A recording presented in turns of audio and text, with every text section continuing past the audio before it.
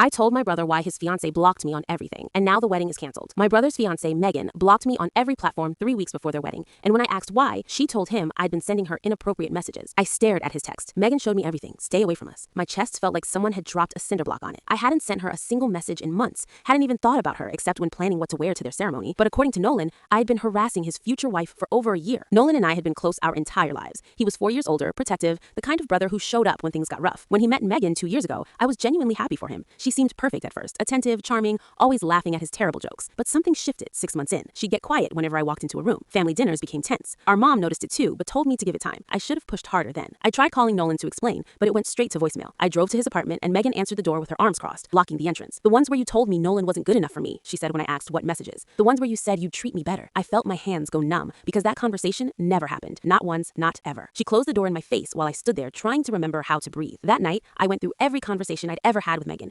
15 texts total over 2 years. Logistics about birthday parties, one restaurant recommendation, nothing remotely personal. I screenshot everything and sent it to Nolan. No response. 2 days later, our mom calls me crying. Megan had told the family I was jealous of their relationship and had been trying to sabotage them for months. My aunt uninvited me from Easter. My dad said he needed space to process. I was being erased from my own family based on messages that didn't exist. I hired a digital forensic specialist I found through a lawyer friend. Cost me $800 I didn't have, but within 48 hours, he sent me a report that made my stomach turn. Megan had created a fake Instagram account using photos she'd taken of me at family events. The username was one letter off from my real handle. She'd been messaging herself from this fake profile for over a year, building a paper trail of harassment that looked damning if you didn't examine it closely. The forensics report showed the account was created on a device registered to her Apple ID, with every login traced to her home IP address. I showed up at Nolan's office during his lunch break. He tried to walk past me in the parking garage, but I blocked his path. 5 minutes, then I'm gone forever if you want. He stopped, but wouldn't meet my eyes. I handed him my phone with the forensics report pulled up, her Apple ID, her IP addresses, timestamps showing messages sent while I was at work across town. His face went pale as he scrolled. I watched him mentally count everyone else she'd cut from his life over 2 years. His college roommate, his work friends, his gym buddy from high school. I was the last thread connecting him to anyone outside her control. Nolan drove straight home. I followed. He confronted Megan in their living room while I stood in the doorway recording on my phone. She denied everything at first, then claimed I'd hacked her devices to frame her. When he showed her the forensics report with her own Apple ID attached, she switched tactics completely. I did it because your family was poisoning you against me. I was protecting us. She was crying now, reaching for him, but he stepped back like her touch would burn him. There is no us anymore. Nolan sent that recording and the forensics report to every family member who believed her lies. The wedding was canceled 6 days before the ceremony, and she moved out that weekend. Last month, he apologized to me over beers.